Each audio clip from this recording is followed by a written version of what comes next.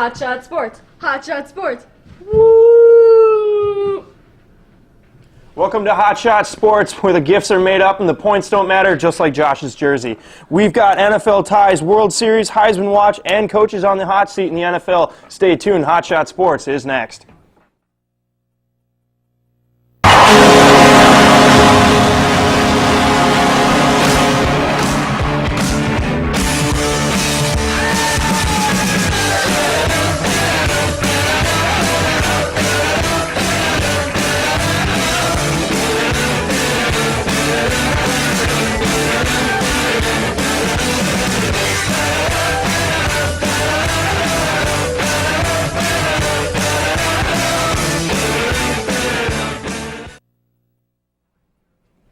Welcome to Hot Shot Sports. We've got a wicked fun day today. We're going to start with NFL ties right now. So as you guys know, on Sunday, we had another disappointing tie in the NFL.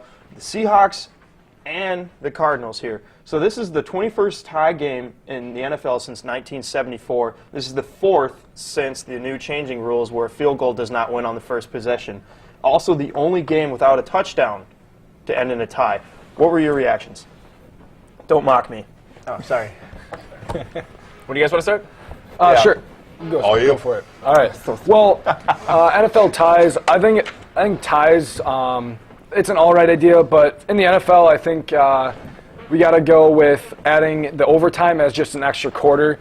Play out the full quarter as like a fifth quarter, and if a team doesn't win by the end of the fifth quarter, then I guess the teams just aren't good enough to win. Then they don't. So you agree with the rule? You like it how it is? Just one overtime quarter and it's done. I think they, instead of playing it as like if you score a touchdown, it's over, you should play out the whole overtime as another quarter. Okay. See, it's almost five quarters of football. Yeah. See, I'm a huge fan of the college overtime system. Okay. See, but for the NFL, like if you watch college kickers are just awful. That's why you start them at the 25 because it puts you at a 42-yard field goal. They do have wider hash marks, which makes those really short kicks pretty tough. You could extend the goal line or the goalpost to be as wide as the field. College kickers, you don't want the fate of that. That's why you put it at the 25, 42-yard, not a chip shot. I'm a big fan of the college overtime system, so I think they should implement it in the NFL. Have them start from the 40, kind of work their way in. Okay. Get to the third overtime, and then you have to go for two. Anything to eliminate ties. You don't have ties in college football because you could just run so many of these overtime systems because they don't take that long. It's true. No, I agree with Josh. I like the college rules. I didn't know that there were multiple Blair Walshes that existed in the NFL right now. But obviously Catanzaro and Hauschka did their best impersonations, especially Hauschka. Hauschka. I mean, how do you miss that, like, easy of a kick? Now, Blair Walsh, yeah, people can say there was weather. But, like, Hauschka, you're in a stadium. You're in a stadium in Arizona, and you're missing wide left. There's something about University of Phoenix Stadium that just has Hauschka's number. In his career as a kicker at University of Phoenix, he is 63% field goal kicking, which is the worst of any kicker in the NFL history at one specific stadium. College kicker. That is college kicker. That's worse than college kicker. The thing is, like, his was bad, and he struggles at University of Arizona Stadium, but, like, what's up with Chandler Catanzaro? It's Catanzaro, that's why. Yeah. It's a 24-yard field goal, and I understand, like, if it's at a stadium you don't succeed in, you're at home. I also should point out that Bobby Wright or Bobby Wagner did leverage himself over those twice. And the rule is you can't jump over another teammate to get over the line. He had his hand on his teammate and his hand on one of the other offensive linemen. How is that not called? I don't know. Yeah, that's leverage. Seattle gets away with those. Like, I'm not saying they get away with them because... Oh, you're just another grumpy Packer fan.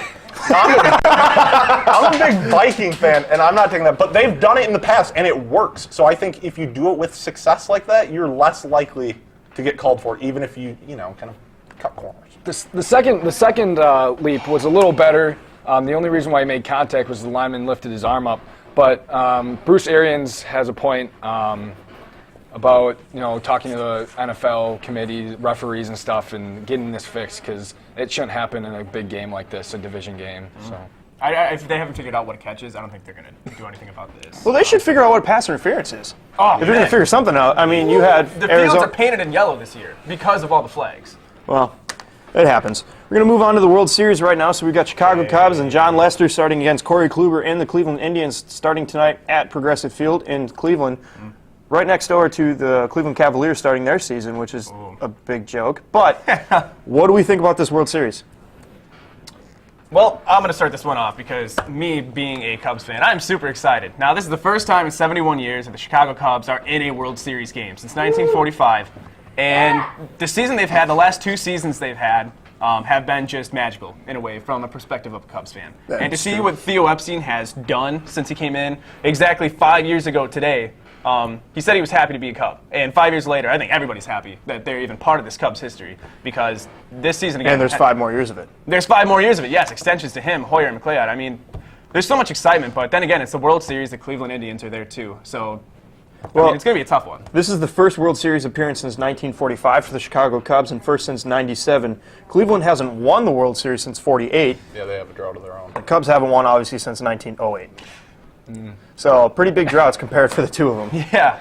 What do you guys think? I think it's such a huge contrast of styles because, like, okay, the Cubs, like, these guys can match Bryant, Rizzo, Russell. I mean, these guys, they're an offensive-built team, and I think it's going to be a weird matchup against the bullpen of Cleveland with Miller and Cody Allen. I think a big thing for the Cubs is, like, you gotta be ahead after 5 because, look, Cleveland's going to shorten this game up. Francona's been pulling every string correctly throughout this postseason. True.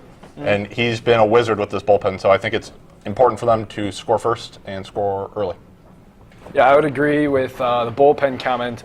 I think if you have a lead going into the 7th inning, it's all going to be on your pitchers. Each team has a really good bullpen, back end of their bullpen, and it's going to, I think each one of these games will come down to the last couple of innings and whether or not the hitters can outduel the pitchers or the pitchers outduel the hitters. Especially with Andrew Miller, he's got a good breaking ball, and the Cubs struggle against hitting the breaking ball. So I think Andrew Miller might be a big point for the Cubs going in. Well, you talk about the back end of the pitching for the Cleveland, but John Lester, his career in the World Series, he has made 3 career starts. He's 3-0 and 21 innings pitched with a .43 ERA.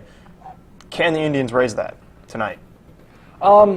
Those are Madison Bumgarner numbers, but so kudos to him. But I think John Lester will get through about 7 innings. I think the Indians might get like 1 run on him. I think it's going to be a low-scoring game with 2 top pitchers.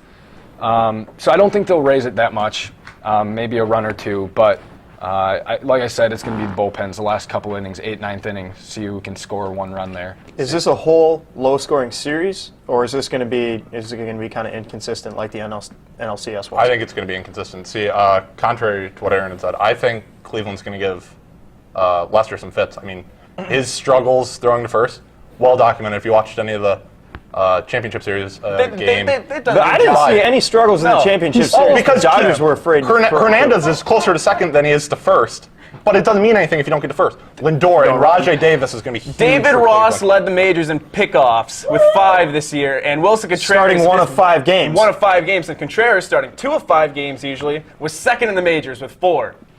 Defense. Take that, Indians! Lester still gets 60% of his base stealers out. That's true. All right, we are going to the Heisman Watch. So ranked by ESPN, Lamar Jackson with 34 touchdowns is still more than 100 combined NFL or FBS teams, and he's already broken Louisville's single-season touchdown record. Deshaun Watson, which I know really made you mad, is still second ranked on the ESPN Heisman Watch, and J.T. Barrett is third. We had a big argument about this yesterday. J.T. Barrett is still third. I think J.T. Barrett's third because a huge thing for Heisman contenders is big games, primetime games, late in the season. Barrett still has huge games. Michigan, and if they beat Michigan, they're going to play in the Big Ten championship game. Primetime, big media exposure. I mean, you're going to get the nation watching you. Those are huge. He puts up big numbers in those It's games. Ohio State. You don't think the nation's already watching? I think it's a big thing. Okay, LSU is a national brand. And what happened to Fournette's Heisman stock last year? He played a big game against Alabama around the same time and struggled. And his Heisman campaign floundered. I mean, he finished, like 6th? Okay, Barrett's played a couple bad games, starting with Indiana. He played really bad in the first half against Wisconsin. He didn't really impress against Penn State. I think a lot of these other guys are putting up big numbers. I mean, you spoke to Lamar. His numbers are still solid. No, they're solid numbers. I just think the thing keeping him in there is his big-time games later in the year. Okay. I don't think J.T. Barrett belongs in the conversation. He's 40 against Penn State in the fourth quarter. He was blitzed 47% of the plays. And teams are going to start doing that, and his numbers are going to go down. His numbers aren't as good as guys like Jake Browning, who has a 13-to-1 TD to pick ratio, and Deshaun Watson and Lamar Jackson all deserve to be above him. Maybe even Jabril Peppers. Oh, yes. Thank you. Oh, man, yes. Peppers. I think he's one of the most, when you look at Heisman, I mean, defensive players don't often win it. I mean, it's rare. And to find somebody as a talent like him, you look back at the days of Charles Woodson, and that's exactly what he is. This year, you look at defense, he's got 37 tackles, 8 for loss, which is great for a safety linebacker hybrid. He's got 2.5 sacks, let alone a punt return for a touchdown. Should have been another, even though it was called back. And then he's got 2 rushing touchdowns. I mean, this guy can literally do everything. Like, what kind of nickname do you give this guy? Because he can literally do everything. The Swiss Army knife? Oh, that's Inspector Gadget. Swiss Army man? I don't know. I think other guys to look out for. Speaking to dominant defensive players, Myles Garrett from Texas A&M. Yeah. I think he shows traits a lot like Ndamukong Suh a couple years ago, who was a Heisman Trophy finalist, and Jalen Hurts leading the Alabama Crimson Tide. Well, sounds like it's going to be nothing but a quarterback race again. Well, we've got coaches on the hot seat here in the NFL. Jeff Fisher, Reeves, Chuck Pagano, John Fox, Gus Johnson, Mike McCoy. Who's losing their job midseason? Kyle Popovich. I'm going to start because I'm already laughing. I want to start because, I mean, I think for almost a decade, people have been saying the name Jeff Fisher. And somehow, since 1995, this guy has had a job. And he's the most consistent 7-9, 8-8 coach in the league. The team of the Rams started 3-1 this year. What are they now? 3-4? Yes. What a shocker. They drafted a quarterback first overall. Where is he? They refused to play him. They refused to play him because he's on the bench. So Case Keenum, the guy that throws 4 interceptions, and one of them just god-awful. I mean, he deserves to start in the NFL, I guess, according to Jeff Fisher. And it confuses me, you know. He's been coaching since 1995. You can look at the positives. He's tied 10th in NFL history for most wins. Can we look at the positives here? He is still above 500 coach. Yes, he is, which is absurd because I think he's got 170 wins, but he's had 156 losses. He's 5 away from the most all-time. Yes, he's behind Tom Landry and Dan Reeves. Those guys were successful head coaches. Jeff Fisher, what has he done? Nothing. Reeves is only a 535 overall head coach, all-time. You look at his more recent success, I wouldn't say recent because he hasn't coached in a while, but his later success in the NFL. Yeah, any coach that's in the league since 1995, of course, is going to have a lot of wins. You're guaranteed, if you're an all-right coach, which Jeff Fisher is, you're guaranteed around a 500. If you're there for 20 years, you should get around 200 wins. For a guy who's been around for 20 years, don't you think he'd have a little bit of above-average winning record, though? Oh, I agree that he should be I agree that he should be fired. I don't think he's a very good coach. Obviously, with his teams, he hasn't had a winning record since the 2008 Titans. For any team that he's coached. 13-3 that year. 13-3 with Chris Johnson, CJ2K. Yep. Gary Collins. I think for some reason Jeff Fisher's going to keep his job. I have nothing to really support that. He's just going to go 8-8. It's just because he's going to. Well, they're discussing extensions. They're trying to stretch this out to 2019. They're getting a new stadium. Look, they're just like, okay, this is really bad. We're going to need to really stretch this out. I'm looking at Chuck Pagano in Indianapolis. I think he comes in. It was a young team. Andrew Luck led. I mean, they go to the playoffs, I think, 2-3 straight years, and this team's just falling off. That defense can't stop anybody. What's sad is they have a chance to win this division. Oh, it's such a horrible division. They always have a chance. They have a chance. That division is just gone. It's because you have Gus Johnson in this division as well from the Jacksonville Jaguars. This is his 4th year, and in including this year, 3 full years, he's a 259 winning record. He's my guy. How does he still have a He's He's my guy. The Jaguars should have a very potent offense with Allen Robinson, Allen Hurns, Blake Bortles, all young guys. Yeldon's done well, too. They have Yeldon, they have Chris Ivory, and for that offense to stutter week in and week out is a little bit of a disappointment, and I have to put that on the coach. Man, Bortles is just playing horrible, though. He is. And I got his jersey. He's completing just as many passes. I think that's why he's doing horrible. That's probably why he is doing horrible. But I have a Derek Carr jersey, and he's still doing phenomenal. You're just not wearing it. Well, true. I'm wearing Bobby Boucher, though. Here's well, we're going to give Amber a break because she's laughing too hard as our floor director here. We're going to take a quick break. Let's go watch some Perfect Pets. Amber.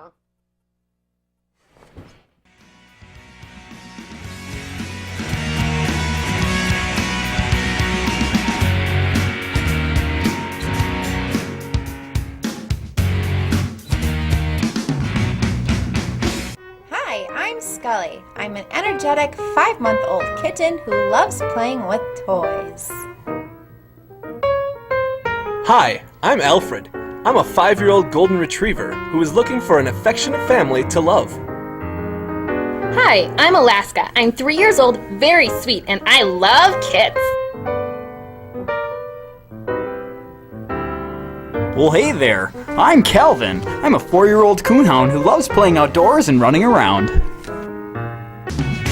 To find out more about adoption for these pets or others, contact the Cooley Region Humane Society at 781-4014.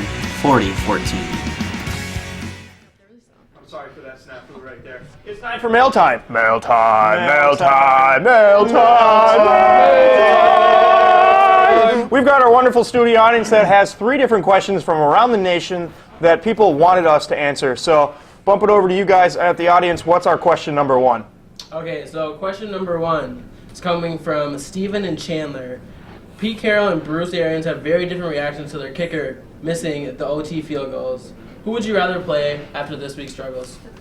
Okay, so we've already discussed this. Steven Hauschka and Chandler Canzaro had some pretty rough overtime games. And Pete Carroll and Bruce Arians both had some really select words, or very different words. Pete Carroll says, I love him, he's our guy, I'll stick with him.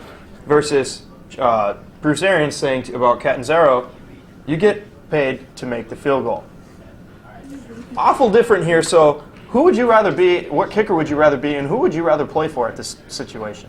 I'd rather be Hauschka because I'm not just laughing. Arians went on to say, quote, dude, it's a 24-yarder. We're not in high school anymore. Dude. I mean, Pete Carroll's like always optimistic and he's always happy, so I would never feel like my job's on the line. Not as much as I would for Arians, who's going to let you know, like, hey, man, you are really struggling here. Would you rather be held accountable, though? I mean, yeah. But you're an NFL player. You obviously, I think, understand how to hold yourself accountable. I don't think Hauschka's sitting there going, oh, man, I'm really glad my coach isn't yelling at me. Good thing he's taking it well. I think it comes from their background for coaching-wise, is that Pete Carroll is this kind of more of an optimistic view of a guy. He's more of an outgoing coach. When you look at Bruce Arians, I mean, his past is, when back in Pittsburgh, we saw that he was not great friends with Big Ben. So I think that just comes to their opposing views. And all right, question number 2. The next question comes from Average Cub Fan. What is your reaction to the petition to have Joe Buck removed from Bob Uecker? Okay, so there are a lot of angry Cub fans because Joe Buck seemed to be a little favoring the Dodgers, especially Kershaw. Aaron, what do you want? Get rid of Joe Buck. I don't like him. NFL or MLB. I think he's a guy who he knows his stuff, but he's just a little too awkward at the mic. I think if you added Bob Uecker to the broadcast, it would enhance it a lot. Yeah, Bob. Yeah, see, go Bob. All right, last question. Audience, what do we have? B. Marshall from New York writes, who should be the new starter for the Jets with Smith out for the year? Fitz, Bryce Petty, or Christian Hackenberg? Okay, we have Ryan Fitzpatrick, Bryce Petty, or Christian Hackenberg. Fitzpatrick's already shown he can't play. Bryce Petty apparently isn't ready to play, even though he's a second-year player, or Christian Hackenberg, Penn State's savior. What's going on? I think you give Fitzpatrick. Yeah. I think you give Fitzpatrick another week or two, but tell him these are your only 2 weeks, and then we're going to these guys to get the other 2 more ready in practice to play in the NFL. You give Petty a couple of weeks, and you give if he struggles. If you give Petty a couple weeks, if he struggles, you put in Hackenberg. I'd say you put in Fitz. You're paying him $13 million. 12. Just 12. It's just a measly 12. Just a measly 12. You're not paying the other 2 12. Matt Forte threw a pass in 2011. Let him play quarterback. I need fans. They did run the Wildcat. They did. With Devin Hester in it. So you know what? I think that's fair. I think right now we need to play another game. Different game. Audience, time for paper toss. So we've got multiple different questions here for you guys. First off, it's going to be the World Series edition. So we're going to go back to some World Series talk. First one here, which starting rotation would you rather have? Would you have Lester, Arrieta, Hendricks, or would you rather have Kluber, Bauer, Salazar, and Tomlin? I'd rather have the Cubs because at least you have a lefty mixed in there. I would go Cubs just because the bigger names are more playoff ready, playoff experience that they have. I'm going to go Cubs on this one. I mean, you got Lester, Hendricks, and Arrieta. I think you go with them. That's a terrible accent. Dang it. It was worth a shot. So which bullpen, we're talking about this one now, which bullpen is better? Specifically the closers we brought up Andrew Miller, we've got Aroldis Chapman, both former Yankees this year. Who would you rather have? I'd rather have Cleveland's bullpen. I don't have a lot of faith in Chapman coming in, say, the 6th or 7th, where Miller's coming in anywhere from the 5th to the 9th inning. I'd take the Indians because they have Andrew Miller, Cody Allen, a bunch of other guys that can pitch very effectively, where Chapman is really the only guy I'd be scared of in the Cubs bullpen. But even Chapman has struggled a little bit in the postseason. I think that came in with Chapman having to come in the 8th. He's a 3-out guy. He's a classic save closer who just comes in for those 3 outs. Joe Madden has to realize that he can't come in the 8th inning. But I would, if you take away Andrew Miller, honestly, I might go Cubs. But because of Andrew Miller, I mean, he literally catapults that He's bullpen. been lights out. Yeah, to just a whole nother level. Go Cubs! Oh, there we go. Thank you. Our studio audience is awesome. Yeah, I know, they're sweet. Who has the Ouch. Who has the edge on offense? You've got Chris Bryant, Anthony Rizzo, Addison Russell, or you got Francisco Lindor, Mike Napoli, Jason Kipnis. Who's better? I want to take this one because you know who just came back for the World Series is Kyle Schwarber. Hits a moonshot. Kyle Schwarber is back in the World Series for the Cubs. He's going to be batting 6th in the lineup today. Fifth at DH. That's huge. That's huge. The dude literally under 7 months ago tore his ACL and he's back for the World Series. This is huge. He's an icon. Let me tell you, he's going to hit that game winner. He's also already the Cubs leader in postseason home runs. Easiest question you asked all day. The Cubs offense is way better. Take out Francisco Lindor from the championship series against Toronto. Cleveland's betting 138 as a team. Wow. Oh, and Jason Kipnis And they is still coming off almost an swept injury. them. Aaron? Obviously the Cubs. Power and contact with Rizzo, Baez, Schwarber, Bryant. All those guys can hit. Add in Dexter Fowler with his speed. Definitely the Cubs offense. All right, I like the sound of that. So which defense is better? Cubs are a very underrated defensive team, and you find out that they're actually one of the best in the league. Who has the better defense? I would take Chicago. A big stat this year has been batted ball or balls put in play turned into outs. The Cubs' margin over the second place team was bigger than the second place team to the 21st team. It's an astronomical number. They were only like 2% ahead, but it's like all the other teams are so closely packed together that they were just miles out of everybody. I'd take the Cubs. Cubs because of Javier Baez. He can go anywhere in the field.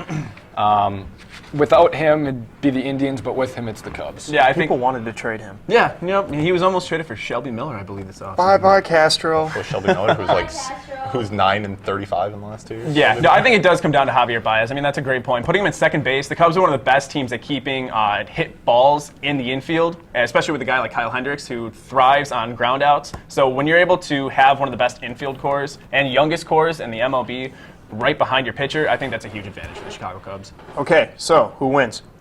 To quote former Milwaukee Buck great, kind of added his quote, Brandon Jennings, I'm going to take Cubs in 6. Cubs in 6. Cubs in 6. Indians in 7. Okay, so here's the thing. Yeah. You were with Cubs on every single thing except for bullpen, and you still say that they lose. Yep. It's the Cubs. Is there a bias? It's the Cubs. Is there a bias? There's Bias. no Next! There's no bias. Just start talking so It's we can. Cleveland's Yeah, year. no, I'm going to Cut in.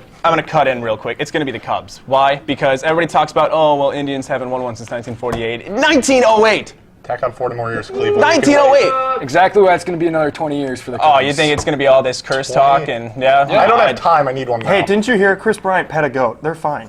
Yeah, they're too young to worry about curses. No, Don't worry about the curses. Okay, so you said Indians win in 7? Yeah. What are the Cubs winning? 6. Cubs at 5. They're winning it in Wrigley. It's a bold strategy, Cotton, but they're going to win in front of their home crowd on Sunday night. And the whole city is going to be singing "Go Cubs, Go" before it goes up in flames. Because let me tell you, that's what's going to happen to the city if they win it. Just gonna blow up. Actually, when they win it. When? I say Cubs in 5 too. Hey. I like it. All right. I don't like Schwarber playing. Yeah, you're a little against that. I am very double in against his fall that. league. Still got an ACL. Exactly. It's a very bad injury. Either Double in way, his fall league. we have to go do another promo here, so we're going to take a quick look at Com Club and enjoy.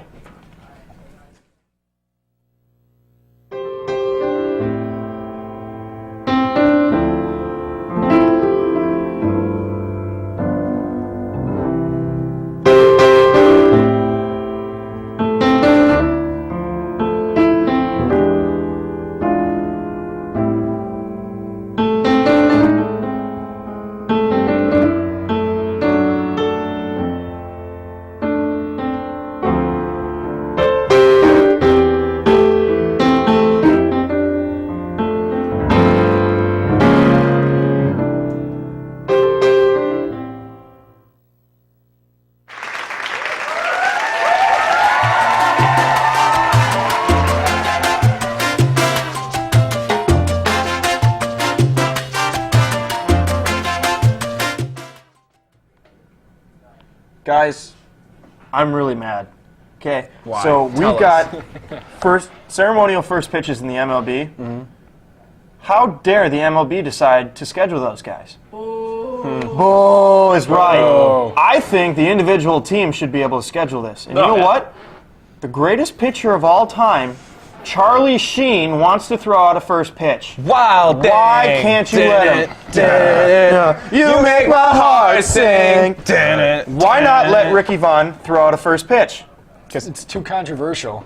It's not what the MLB wants, so it's not going to happen. It's like the same with Roger Goodell in the NFL. If it's not what he wants, it's not going to happen.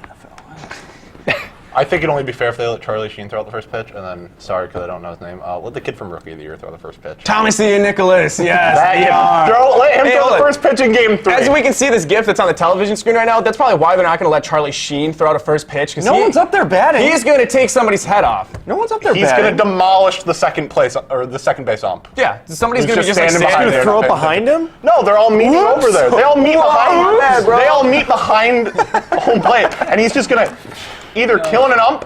Okay, or somebody seriously, in the if first Charlie stand. Sheen can throw a 97-mile-an-hour fastball, I think they know best to stay away from that. I don't know. The only guy in the It's very stadium if they're throwing frustrating. the first pitch.